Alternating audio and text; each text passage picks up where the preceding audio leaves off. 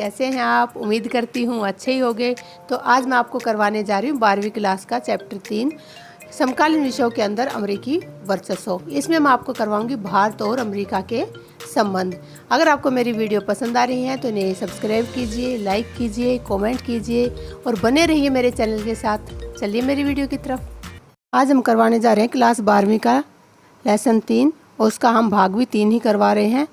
पाठ का नाम है समकालीन विषयों में अमेरिकी वर्चस्व। इसमें आज हम आपको करवाएंगे भारत और अमेरिका के संबंध। आप सभी जानते हैं कि भारत और अमेरिका में बहुत मैत्रीपूर्ण संबंध कभी नहीं रहे। उसके कारण थे, क्या कारण थे कि अमेरिका का पाकिस्तान के प्रति हमेशा नरम रवैया रहा। 1965 और 1971 के युद्ध में पाकिस्तान ने अमेरिकी हथियारों का प्रयोग किया, क्योंकि जब भी भारत का और पाकिस्तान का युद्ध हुआ है तो अमेरिका ने सदैव जो है पाकिस्तान की मदद की है। और 65 और 71 के युद्ध में तो जो है पाकिस्तान ने अमेरिकी हथियारों का ही प्रयोग किया था। दूसरा पॉइंट है कश्मीर मुद्दे पर पाकिस्तान का समर्थन। दूसरा मुद्दा रहा कश्मीर का मुद्दा। ये पूरा विश्व जानता है कि भारत और पाकिस्तान का जो है मुख्य मुद्दा है कश्मीर का मुद्दा। लेकिन क्या है कि इसमें भी हमेशा ही जो है अमेरिका ने पाकिस्तान का समर्थन किया है। उसके बाद आता है 1981 में पाकिस्तान को आधुनिक हथियार दिए। हमेशा से ही जो है अमेरिका ने भारत को हथियार सप्लाई किए, चाहे वो अत्याधुनिक थे या आधुनिक हथियार थे, जो भी था। उसके बाद आता है बांग्लादेश मामले में अमेरिका ने भारत के विरुद्ध 7वां समुद्री बेड़ा भेजने की कोशिश की। इसमें क्या था कि भारत जो है बांग्लादेश का साथ दे रहा था और उसे बांग्लादेश क्या है एक अलग देश बनने का प्रयास कर रहा था और भारत उसका साथ दे रहा था। इस मामले में भी अमेरिका ने क्या किया कि भारत के विरुद्ध अपना जो है 7वां समुद्री बेड़ा भेजने की कोशिश की। उसके बाद आता है G7 के टोक्यो सम्मेलन में रूस पर दबाव डालना कि भारत को क्रायोजेनिक इंजन प्रणाली ना बेचे। ये G7 क्या है? G से बनता है ग्रुप और 7 से देश, यानी 7 देशों का समूह। ये क्या था? इसका सम्मेलन हुआ था 1993 में और ये 19वां सम्मेलन हुआ था। इस सम्मेलन में क्या था कि सभी देशों ने मिलकर रूस पर दबाव डाला कि वो भारत को क्रायोजेनिक जो है इंजन है वो प्रणाली ना बेचे। उसके बाद आता है परमाणु अप्रसार संधि और व्यापक परमाणु निषेध संधि पर मतभेद। ये मतभेद क्यों हुए थे? क्योंकि आप सबको पता है कि विश्व के अंदर कुछ देशों के पास ही परमाणु हथियार हैं। तो इन देशों ने क्या किया कि एक संधि बनाई कि जिन देशों के पास परमाणु हथियार नहीं है वो आगे वो हथियार बना भी ना पाए, या जिनके पास परमाणु हथियार हैं वो अपनी जो है ये प्रणाली है इसको किसी भी देश को जो है ना बांटे, मतलब कोई बना ही ना पाए उनके अलावा। तो भारत ने इसका विरोध किया कि या तो जिनके पास परमाणु हथियार है उनको नष्ट किया जाए और फिर कोई देश ना बनाए, या फिर सबको जो है एक एक बार हथियार बनाने का मौका मिले। लेकिन इन देशों ने उस चीज़ को नहीं माना। तो ये जो है इस पे मतभेद हो गया और ये मतभेद अब तक है। हालांकि भारत उसके बाद परमाणु हथियार बना चुका है, तो इन संधियों के ऊपर भी जो है दोनों देशों का मतभेद बना रहा है। तो देखिए, भारत के अमेरिका के साथ जो संबंध थे वो बहुत ही ख़राब चल रहे थे, लेकिन धीरे धीरे उनमें भी कुछ सुधार हुआ। यहाँ पर मैं आपको बता रही हूँ कि शीत युद्ध के दौरान भारत किसी भी गुट में शामिल न होकर गुट निरपेक्ष आंदोलन चलाया। मतलब क्या था कि शीत युद्ध के दौरान, मैं आपको पहले भी वीडियो में बता चुकी हूँ कि जब शीत युद्ध था तो विश्व 2 गुटों में बटा हुआ था, अमेरिका और सोवियत संघ में।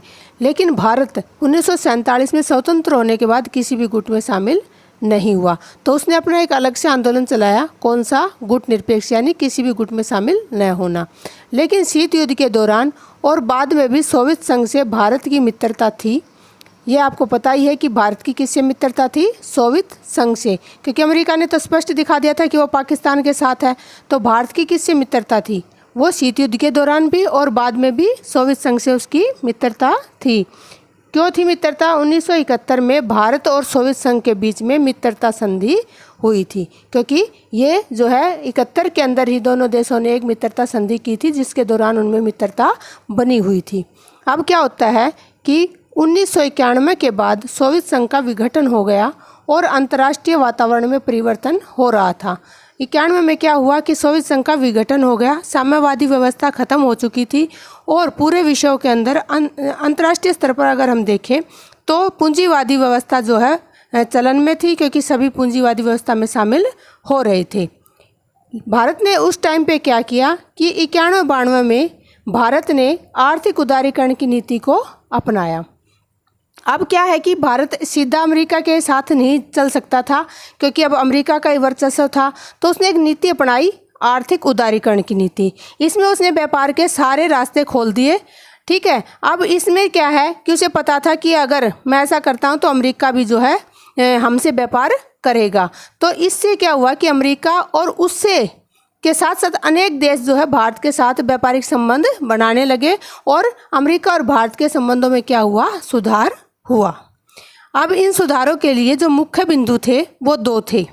क्या थे कि मुख्य बिंदु जिनके कारण भारत और अमेरिका के संबंध बने हुए थे वो थे प्रौद्योगिकी यानी टेक्नोलॉजी, और अमेरिका में बसे अनिवासी भारतीय जिन्हें हम NRI भी कहते हैं, जो थे वो भारतीय के लेकिन वो अमेरिका में जाके बस चुके थे, तो उनको क्या कहते हैं, अनिवासी भारतीय। इन दोनों के कारण ही जो है भारत और अमेरिका के संबंध अब तक बने हुए हैं। ये दोनों एक दूसरे से जुड़े हुए हैं। कैसे जुड़े हुए हैं, देखिए, सॉफ्टवेयर क्षेत्र में अमेरिका को 65% निर्यात, यानी कि सॉफ्टवेयर के क्षेत्र में जो है कुल जो निर्यात का 65% जो है वो कहाँ है, वो भारत से है। दूसरा पॉइंट है, बोइंग कंपनी के 35% तकनीकी कर्मचारी भारतीय मूल के हैं। बोइंग कंपनी क्या है, एक जहाज़ जो होती हैं उनके पार्ट्स बनाने वाली कंपनी है। ये अमेरिका की बहुत बड़ी कंपनी है। इसके अंदर 35% जो तकनीकी कर्मचारी हैं वो भारतीय मूल के हैं। अब आता है तीसरा point, silicon valley. Silicon valley क्या है, ये बड़ी बड़ी कंपनियों के जो ऑफिसेज होते हैं उनको सिलिकॉन वैली बोलते हैं। ये अमेरिका के कैलिफोर्निया में है, और इसके अंदर भी 3 लाख भारतीय जो है वो काम करते हैं। बहुत बड़ी संख्या है, 3 लाख। तो ये जो 3 लाख भारतीय ये यहाँ पर काम करते हैं। चौथा पॉइंट है, उच्च प्रौद्योगिकी के क्षेत्र में 15% कंपनियों की शुरुआत अमेरिका में बसे भारतीयों ने की। उच्च प्रौद्योगिकी क्या होती है, हाई टेक्नोलॉजी, मतलब हाई टेक्नोलॉजी के क्षेत्र में भी 15% जो कंपनियां हैं उनकी शुरुआत किसने की, जो अमेरिका के अंदर भारतीय बसे हुए हैं उन्होंने इसकी शुरुआत की। इस प्रकार हम कह सकते हैं कि अमेरिका के अंदर जो भारतीय बसे हुए हैं उनका अमेरिकी जो टेक्नोलॉजी है उसमें बहुत बड़ा योगदान है। मतलब कुल मिला के जो अर्थव्यवस्था है अमेरिका के अंदर उसमें भारतीयों का बहुत बड़ा योगदान है। तो अब मैं आपको करवाती हूँ कि अमेरिकी जो राष्ट्रपति हैं वो कौन कौन से ऐसे राष्ट्रपति हैं जिन्होंने भारत का दौरा किया। सबसे पहला जो राष्ट्रपति भारत में आया था वो था dwight आइजनहावर। ये ऐसा पहला राष्ट्रपति था जिसने भारत का दौरा किया। ये 1959 के अंदर प्रथम बार भारत में आया। उस समय हमारे यहाँ प्रधानमंत्री थे पंडित जवाहरलाल नेहरू जी। ठीक है, दूसरा जो है वो है रिचर्ड निक्सन। ये जो थे वो राष्ट्रपति नहीं थे, ये उपराष्ट्रपति जी थे, और ये 10 साल बाद आए थे 1969 में भारत के अंदर। इन्होंने क्या था कि ये मतलब सीधे तौर पे भारत में नहीं आए थे, ये एशिया का दौरा कर रहे थे। उस दौरान जो है इन्होंने भारतीय यात्रा की, लेकिन 22 घंटे बीतने के बाद ही ये कहाँ चले गए, पाकिस्तान चले गए। उस समय अपने यहाँ पे जो है प्रधानमंत्री थी इंदिरा गांधी जी। ठीक है, और इसके आने के बाद रिचर्ड निक्सन जी के आने के 2 वर्ष बाद ही 1971 में भारत और पाकिस्तान का युद्ध हुआ था, जिसमें अमेरिका ने जो है पाकिस्तान का साथ दिया था। उसके बाद तीसरे राष्ट्रपति हैं जिम्मी कार्टर। ये 1978 के अंदर जो है भारत में आए थे। उस समय हमारे यहाँ प्रधानमंत्री जी थे श्री मोरारजी देसाई, और वो समय ऐसा था शीत युद्ध का समय चल रहा था, तो इसमें ऐसा कुछ नहीं हुआ। उसके बाद आता है चौथे नंबर पे आए थे बिल क्लिंटन। ये 2000 में भारत यात्रा पर आए थे। ये भी जो है उस समय अमेरिका के राष्ट्रपति थे, और हमारे यहाँ प्रधानमंत्री जी थे श्री अटल बिहारी वाजपेयी जी। ठीक है, तो प्रथम बार उस समय, क्योंकि 2000 से 1 साल पहले आपको पता ही 1999 में कारगिल का युद्ध हुआ था, और उसमें पहली बार ऐसा हुआ था कि अमेरिका ने भारत का समर्थन किया और भारत के साथ खड़ा रहा। उसने पाकिस्तान को कोई हथियार वगैरह नहीं दिए। तो ये यहाँ से हमारे संबंधों में थोड़ा सुधार होना शुरू हो गया। 5वें नंबर पर आते हैं जॉर्ज डब्ल्यू बुश जी। वो उस समय पर अमेरिका के राष्ट्रपति थे। वो 2006 में भारत यात्रा पर आए थे, और भारत के अंदर प्रधानमंत्री जी थे डॉक्टर मनमोहन सिंह। इन दोनों के अंदर, अमेरिका और भारत के अंदर उस दौरान कई व्यापारिक समझौते हुए, और जो है आगे के नए रास्ते खुले। उसके बाद 6ठे नंबर पे आते हैं बराक ओबामा जी। ये जो हैं ऐसे राष्ट्रपति थे अमेरिका के जो 2 बार भारत यात्रा पर आए, और ये 2010 में पहली बार भारत यात्रा पर आए थे। उस समय हमारे यहाँ प्रधानमंत्री जी थी डॉक्टर मनमोहन सिंह, और दूसरी बार ये आए 2015 में। तब श्री नरेंद्र मोदी जी ने इनको जो है मुख्य अतिथि के रूप में बुलाया था गणतंत्र दिवस के ऊपर। उसके बाद जो है 7वें नंबर पर आए डोनाल्ड ट्रंप, ठीक है, ये भी अमेरिका के राष्ट्रपति थे, और ये 2 दिवसीय दौरे के दौरान आए थे 2020 में। उस समय भी हमारे यहाँ प्रधानमंत्री श्री नरेंद्र मोदी जी थे, और इन दोनों ने जो है एक नए आयाम स्थापित किए।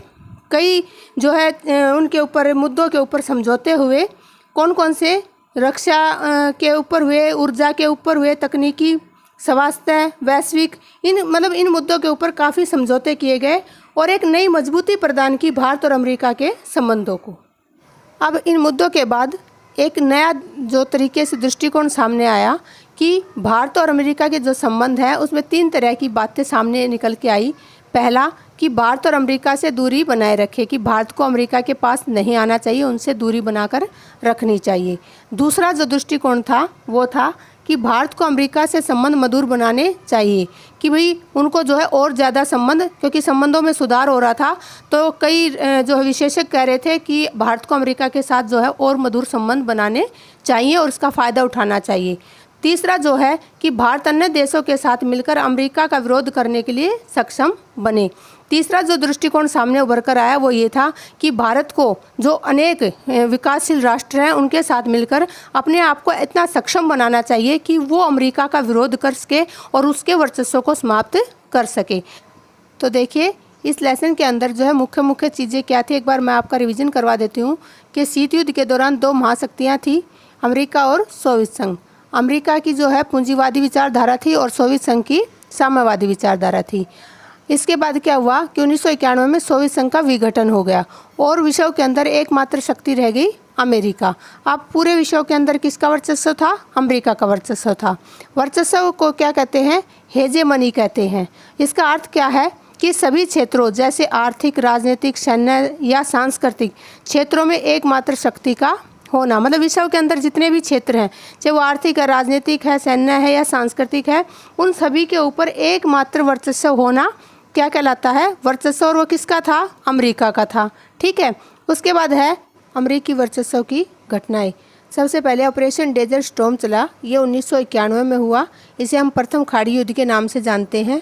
इसमें क्या था कि इराक ने कुवैत पे कब्जा कर लिया था, लेकिन बहुत कहने के बावजूद भी जब इराक नहीं माना तो यूएनओ ने स्वीकृति दे दी कि इसके ऊपर सैन्य कार्रवाई की जाए, और अमेरिका ने वहाँ पे सैन्य कार्रवाई करके और जो है कुवैत को मुक्त करा लिया था। तो ये था ऑपरेशन डेजर्ट स्टॉर्म। दूसरा ऑपरेशन हुआ ऑपरेशन इनफाइनाइट रीच, जो कि 1998 में हुआ था। इसमें अमेरिका ने अफगानिस्तान व सूडान पर हमला किया था, क्योंकि उन्हें लग रहा था कि अफगानिस्तान व सूडान जो है आतंकवादियों के मुख्य ठिकाने हैं। ठीक है। तो आतंकवाद के खिलाफ 1998 में इसने यहाँ पर युद्ध किया। उसके बाद आता है ऑपरेशन एन्ड्यूरिंग फ्रीडम 2001। ये जो है अमेरिका ने आतंकवाद के खिलाफ एक लड़ाई की थी। आप सभी को पता है 9/11 की घटना कि अमेरिका के ऊपर हमले किए गए थे, तो उस चीज़ का बदला लेने के लिए उसने 2001 में ये ऑपरेशन चलाया था आतंकवाद के खिलाफ लड़ने के लिए। चौथे नंबर पे आता है ऑपरेशन इराकी फ्रीडम। ये 2003 में हुआ था। इसमें क्या था कि अमेरिका ने इराक पर हमला कर दिया था। जो क्यों किया गया था कि वहाँ पर तेल के भंडार थे, लेकिन अमेरिका ने ये कहकर हमला किया कि इराक के अंदर नरसंहार के हथियार बना रहे हैं, लेकिन ऐसा कुछ नहीं था। अमेरिका सिर्फ वहाँ अपनी सरकार बनाना चाहता था और तेल के कूपों के ऊपर जो है अपना आधिपत्य जमाना चाहता था। थैंक यू मेरी वीडियो देखने के लिए। अगर आपको ये वीडियो पसंद आ रही है तो इन्हें लाइक कीजिए, सब्सक्राइब कीजिए, कमेंट कीजिए और बने रहिए मेरे चैनल के साथ। मिलती हूँ अगली वीडियो में। Bye bye, take care.